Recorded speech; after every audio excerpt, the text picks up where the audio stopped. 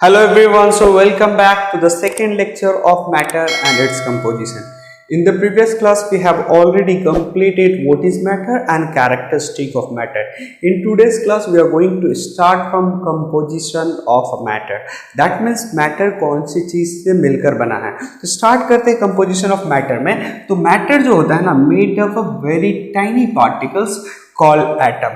तो atom is the building block of a matter. कोई भी मैटर का बिल्डिंग ब्लॉक एलिमेंट जो है, बिल्डिंग ब्लॉक जो है वो है एटम.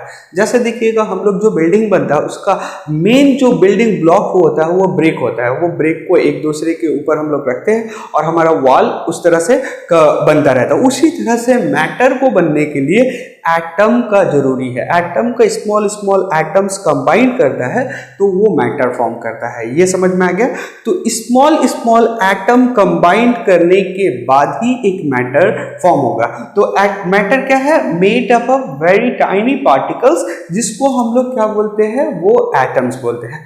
एटम बेसिकली जो होता है ना वो इंडिपेंडेंट एग्जिस्ट नहीं करता है. कुछ कुछ एटम्स होता है लेकिन मैक्सिमम जो एटम है इंडिपेंडेंट एग्जिस्ट नहीं करता. मतलब वो किसी ना किसी के साथ कंबाइंड करके अपने आप को प्रेजेंट रखता है. तो एटम जब कंबाइंड करता है तो उसको हम लोग बोलते हैं मॉलिक्यूल्स. तो आपको एकदम ये चार्ट अच्छे से समझ लेना है कि matter is made up of very small tiny particle called atoms. When atoms combine it form molecules. जब एटम कंबाइन करता है वो मॉलिक्यूल्स करता है. कुछ एग्जांपल्स लेते चलेंगे तो ज्यादा अच्छा समझ में आएगा. देखिए सपोज कर लीजिएगा हमारा यहाँ पे हम लोग अगर हाइड्रोजन लेते हैं तो ये हाइड्रोजन एज एन एटम है. एच एटम हो गया. ऑक्सीजन ले रहे हैं वो एज एन एटम हो गया. Na ले रहे हैं सोडियम एज एन एटम है. उसी तरह से बहुत सारा ले सकते हैं हम लोग. Cl ले रहे हैं, क्लोरीन एक एटम हो गया. Mg ले लिए, Mg एक एटम हो गया. Fe आयरन जिसको बोलते हैं वो एक एटम हो गया. सो ये क्या हो गया? ये सारा एक मैटर है, एटम्स है. जैसे सपोज कर लीजिए मेरा आयरन का एक स्लैब है, छोटा सा आयरन का एक टुकड़ा है. वो किससे बना होगा? Fe से बना होगा. तो Fe का बहुत सारा एटम्स एक साथ कंबाइन करेगा तो वो आयरन का स्लैब बनेगा. तो आयरन का स्लैब एक मैटर है. वो किससे बना है? आयरन से बना है. किस आयरन का? एटम से बना है. एटम से बना है लेकिन किसका एटम? आयरन के एटम से बना हुआ है. उसी तरह से अगर हम लोग ऑक्सीजन का एक पूरा बबल्स एक सिलेंडर ले तो वो पूरा oxygen is a matter. Oxygen किससे बना है? ऑक्सीजन का वो जो पूरा मैटर वो किससे बना है? ऑक्सीजन का छोटा छोटा एटम्स जो है, ऑक्सीजन एटम्स जब कंबाइन करता है तो ऑक्सीजन का आपको क्या बन रहा है? आपका वो एज ए गैस आपके सामने है. ठीक है. अब उसके बाद gases state, solid state and liquid state में क्यों होता है इंटरमॉलिक्यूलर फोर्स, उसको आगे देखेंगे. चलिए, तो ये समझ में आ रहा है कि कोई भी मैटर जो होता है वो स्मॉल पार्टिकल से बना है जिसको मैटर बोलते हैं, एटम बोलते हैं. अब एटम जब कंबाइन करता है तो वो क्या कर रहा है? मॉलिक्यूल्स करता है. एटम कंबाइन क्यों करता है? क्योंकि बहुत सारे एटम जो होता है ना बहुत एक्टिव होता है. तो वो क्या करता है? इंडिपेंडेंट अपने आप को नहीं रखता. वो क्या करता है? कंबाइंड स्टेट में रहता है. तो atom combines it form molecules. तो एटम्स जब कंबाइन करता है तो वो क्या फॉर्म कर रहा है? मॉलिक्यूल्स फॉर्म कर रहा है. ठीक है. मॉलिक्यूल्स फॉर्म कर रही है. अच्छा, अब एटम दो तरह से कंबाइन कर सकता है. एक same type of atom combine करेगा, दूसरा different type of atom combine करेगा. When same type of atom combine, for example suppose कर लीजिए हाइड्रोजन एंड हाइड्रोजन आया, दोनों एक साथ मिला तो H2 बना. देखिए ये hydrogen and hydrogen same type है ना, तो इसको हम लोग बोलेंगे element. When same type of atom combine it's form elements. और उसी को हम लोग मॉलिक्यूल्स के साथ लिखते हैं तो मॉलिक्यूल्स ऑफ एन एलिमेंट भी लिखते हैं. ठीक है. आप एलिमेंट्स भी बोल सकते हैं, एलिमेंट भी बोल सकते हैं, उसको मॉलिक्यूल्स भी ऑफ एलिमेंट भी बोल सकते हैं. तो एग्जांपल्स में क्या हो सकता है सर? एग्जांपल में आपका बहुत सारा लिख सकते हैं. H2 हो गया, आपका Cl2 लिख सकते हैं, ऑक्सीजन लिख सकते हैं. इस तरह से बहुत सारा आप एग्जांपल लिख सकते हैं. N2 लिख सकते हैं. देखिए इसमें सारा कुछ क्या है? सेम टाइप ऑफ एटम है. 2 एटम ऑफ हाइड्रोजन कंबाइन कर रहा है, 2 एटम ऑफ ऑक्सीजन कंबाइन कर रहा है. एक ऑक्सीजन एटम दूसरा से कंबाइन कर रहा है. कंबाइन करता है तो मॉलिक्यूल्स बनाता है. सेम टाइप का एटम है ना, सेम. ये भी हाइड्रोजन का एटम है, ये भी ऑक्सीजन का एटम है, ये भी ऑक्सीजन का एटम है. ये क्या बनाता है? ऑक्सीजन का मॉलिक्यूल्स बनाता है. ऑक्सीजन का मॉलिक्यूल्स या इसको एलिमेंट ऑफ ऑक्सीजन भी बोल सकते हैं. तो same type of atoms combine करेगा तो इसको हम लोग एलिमेंट बोलेंगे और मॉलिक्यूल्स ऑफ एन एलिमेंट बोलेंगे. ठीक है। But when different type of atom combined, जब different type of atom combined करेगा तो उसको हम लोग क्या बोलते हैं, कंपाउंड बोलते हैं या मॉलिक्यूल्स ऑफ ए कंपाउंड बोलते हैं। जैसे एग्जांपल सर देखिए, बेस्ट एग्जांपल H2O। देखिए इसमें क्या है, हाइड्रोजन और ऑक्सीजन, दो डिफरेंट एटम कंबाइंड कर रहे हैं ना। अभी नहीं देखते कि इतना क्या कंबाइंड कर रहे हैं, रिएक्शंस पूरा नहीं देखते, सिर्फ इतना समझिए यहाँ पे हाइड्रोजन और ऑक्सीजन टू डिफरेंट एटम है। हाइड्रोजन एक अलग एटम हुआ, ऑक्सीजन एक अलग एटम हुआ, दो different type of atoms combined, तो इट्स फॉर्म कंपाउंड हो गया। उसी तरह से क्या है सिर्फ NaCl हम लोग का जो नमक खाते हैं वो NaCl होता है। तो Na एक एटम है और क्लोरीन एक अलग एटम है। So when different type of atom combine, it's form compound or molecules of a compound. When same type of atom combine, it form elements or molecules of an element. तो ये एक आपको एकदम clear cut idea अब होना देना चाहिए कि एटम्स, मैटर जो होता है एटम से बना होता है, एटम कंबाइन करता है तो मॉलिक्यूल्स बनता है, same type of atom combine करता है तो elements, different type of atom combine करता है तो कंपाउंड बनता है। Arrangement of molecules in solid, liquid और गैस। सॉलिड और लिक्विड में मॉलिक्यूल्स और यू में से एटम का अरेंजमेंट कैसा होगा, क्यों कोई चीज सॉलिड होता है और कोई चीज लिक्विड होता है और कोई गैस होता है, ये क्यों होता है, ये बेसिकली दो फैक्टर पे डिपेंड करता है। पहला हम अगर बोले तो उसको हम लोग बोलते हैं intermolecular force of attraction. Intermolecular force of attraction को हम लोग शॉर्ट में IMF भी लिखते हैं, समझने के लिए, ऐसा कोई रूल नहीं है, आप पूरा इंटरमॉलिक्यूलर फोर्स ऑफ अट्रैक्शन लिखिएगा। मतलब एक सब्सटेंस के अंदर अगर मान लेते हैं 20 मॉलिक्यूल्स है, तो 20 मॉलिक्यूल्स के बीच में आपस में वो force, the force of attraction between the molecules of a substance, एक सब्सटेंस के अंदर का जितना मॉलिक्यूल्स है वो आपस में कितने फोर्स से अपने आप को होल्ड टुगेदर करके रखा है, उसको हम लोग क्या बोलते हैं, intermolecular force of attraction. Definition देखा जाए तो force of attraction between the molecules of a substance, एक सब्सटेंस का, सपोज कर लीजिए ये पेन है, पेन के अंदर अभी इसके अंदर मिलियंस ऑफ मॉलिक्यूल्स है, तो मिलियंस ऑफ मॉलिक्यूल्स आपस में किस फोर्स से एक दूसरे को अट्रैक्ट करके रखा है, इस फोर्स को हम लोग क्या बोलते हैं, इंटरमॉलिक्यूलर फोर्स ऑफ अट्रैक्शन। ये व्हाइट बोर्ड है, व्हाइट बोर्ड का इसके अंदर मिलियंस ऑफ मॉलिक्यूल्स है, तो मिलियंस ऑफ मॉलिक्यूल्स आपस में एक दूसरे को जकड़ के रखा है, वो फोर्स जो इस दूसरे को इसको होल्ड टुगेदर रखा है, इसको जकड़ के रखा है, उसको हम लोग क्या बोलते हैं, इंटरमॉलिक्यूलर फोर्स ऑफ अट्रैक्शन।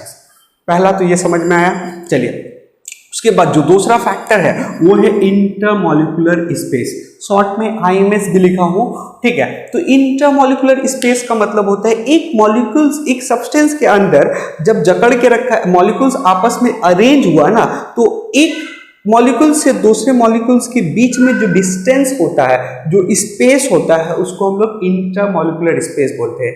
एक ही सब्सटेंस के अंदर मॉलिक्यूल्स टू मॉलिक्यूल्स जो दूरी होता है, जो डिस्टेंस होता है, उसको हम लोग इंटरमॉलिक्यूलर स्पेस बोलते हैं। The space between the molecules of a substance, इसको इंटरमॉलिक्यूलर स्पेस बोलता है। यही दो फैक्टर है जो डिफाइन करता है कोई भी फिजिकल क्वांटिटी, सॉलिड होगा, लिक्विड होगा और गैस होगा।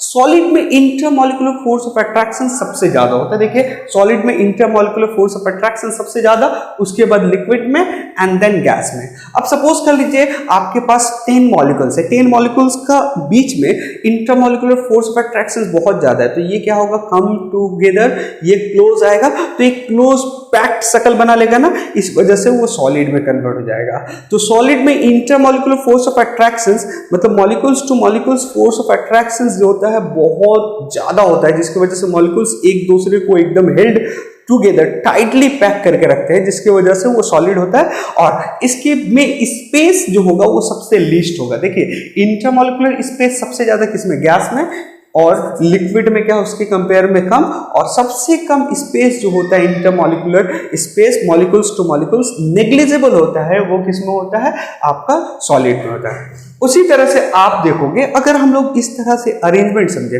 तो कैसा होगा, सॉलिड रखे तो सॉलिड के अंदर जो मॉलिक्यूल्स रहेगा वो एकदम टाइटली पैक्ड रहेगा। देखिए ये हो गया सॉलिड के अंदर का मॉलिक्यूल्स, इसके बीच में फोर्स ऑफ अट्रैक्शन इतना ज्यादा है कि ये अपने सारे एटम्स को हेल्ड टुगेदर करके रखा है। हेल्ड टुगेदर करके रखा है, दैट मीन्स वो एक दूसरे से दूर नहीं जाएगा। दूर नहीं जाएगा तो वो एक कंपैक्ट फॉर्म क्रिएट कर लेगा। कंपैक्ट फॉर्म क्रिएट कर लेगा तो वो क्या हो जाएगा, एक शेप फॉर्म कर लेता है। इसी वजह से सॉलिड का एक स्पेसिफिक शेप होता है, उसका एक वॉल्यूम होता है। क्लियर हो गया सर। इसके कंपेयर में लिक्विड में जाते हैं तो इंटरमॉलिक्यूलर फोर्स ऑफ अट्रैक्शन जो होता है एज कंपेयर टू सॉलिड थोड़ा कम होता है। जब थोड़ा कम है तो मतलब टाइटली उतना पैक नहीं होगा लेकिन पैक्ड होगा। तो सपोज कर लीजिए ये हो गया लिक्विड का, दैट मीन्स इसके बीच में थोड़ा सा क्या है, स्पेस है, लेकिन ये एक दूसरे को छोड़ नहीं रहा है। इतना इसके अंदर फोर्स ऑफ अट्रैक्शन है कि ये एक दूसरे को जाने नहीं देता। ऐसा नहीं कि एक मॉलिक्यूल उधर से अलग हट के उस पूरे फ्लो से अलग हट के चला जाएगा। तो इस वजह से इसका क्या हो गया, ये एक शेप तो नहीं ऑर्गेनाइज ये कर पाता है लेकिन ये एक साथ फ्लो करता है। देखिए वाटर जब फ्लो करता है ऐसा थोड़ी होता है वाटर पूरा एक मॉलिक्यूल उससे वहां चला गया, एक वहां चला गया, एक साथ ना फ्लो करता है। तो इस वजह से आप बोल सकते हैं क्योंकि इसका intermolecular force of attraction as compare to solid कम होता है लेकिन एज कंपेयर टू गैस ज्यादा होता है, जिसकी वजह से वो हेल्ड टुगेदर तो रहता है लेकिन उतना क्लोजली पैक नहीं होता है, जिसकी वजह से उसका कोई शेप नहीं होता है। वाटर का कोई शेप होता है, देखिए जिस बॉटल में डालिएगा उस बॉटल में, बकेट में डालिएगा बकेट में, लेकिन वो एक साथ रहता है। क्यों? क्योंकि उसके अंदर इतना तो फोर्स है कि वो आपस में जकड़ के रखे। ठीक है, अच्छा इंटरमॉलिक्यूलर स्पेस इसके अंदर कितना है, देखिए एक मॉलिक्यूल सपोज कर लेते हैं, ये दूसरा मॉलिक्यूल स्पेस है, ये तो एकदम टाइटली पैक्ड है ना। इंटरमॉलिक्यूलर स्पेस नेग्लिजिबल होता है, सबसे कम होता है, बताया आपको। इसमें इंटरमॉलिक्यूलर फोर्स के मतलब एज कंपेयर टू इसमें कम होता है लेकिन इंटरमॉलिक्यूलर स्पेस क्या हो गया, बढ़ गया। इसके रिस्पेक्ट में अगर गैस में देखा जाए, ये किसका हो गया, ये आपका सॉलिड है, ये आपका लिक्विड हो गया। तो गैस में देखें तो मॉलिक्यूल्स टू मॉलिक्यूल्स डिस्टेंस बहुत ज्यादा होता है। तो ये स्पेस देखिए, इंटरमॉलिक्यूलर स्पेस भी बढ़ जा रहा है। क्यों? क्योंकि इसके अंदर फोर्स ज्यादा नहीं है। फोर्स रहता तभी तो ये एक दूसरे के करीब आता है। इंटरमॉलिक्यूलर फोर्स ऑफ अट्रैक्शन बहुत लीस्ट है, जिसकी वजह से मॉलिक्यूल्स टू मॉलिक्यूल्स का दूरी बहुत डिस्टेंस हो जाता है। देखिए इसी की वजह से जब हम लोग कोई परफ्यूम यूज करते हैं ना यहाँ पे, तो स्मेल दूसरे रूम तक चला जाता है। क्यों? क्योंकि इसके अंदर जो स्मेल होता है वो एयर के जरिए फ्लो होकर वहां चला जाता है। फोर्स ऑफ अट्रैक्शन अगर ज्यादा रहता तो यहीं पे कंसंट्रेटेड रहता। इस वजह से आप बोल सकते हैं कि इसके अंदर molecules two molecules intermolecular force negligible रहता है। तो इसका क्या होगा, स्पेस बहुत ज्यादा होता है। तो इसका कोई एक डिफिनिट शेप भी नहीं होता है, कोई डिफिनिट वॉल्यूम भी नहीं होता है। अच्छा, कोई अरेंजमेंट की बात करें जाए तो सॉलिड का ये फुल अरेंजमेंट है, जिसमें मॉलिक्यूल्स टू मॉलिक्यूल्स एकदम कंपैक्ट पैक्ड है, जिसका एक शेप होगा, इसका एक वॉल्यूम होगा। इसमें मॉलिक्यूल्स टू मॉलिक्यूल्स उतना टाइटली पैक्ड नहीं है, इस वजह से इसका कोई शेप नहीं है, लेकिन एक स्पेसिफिक वॉल्यूम होगा। इसका अंदर ना ही कोई एक स्पेसिफिक वॉल्यूम होगा, ना ही कोई इसका शेप होगा। तो ये था आपका full matter and its composition. I hope so ये चैप्टर आपको समझ में आया।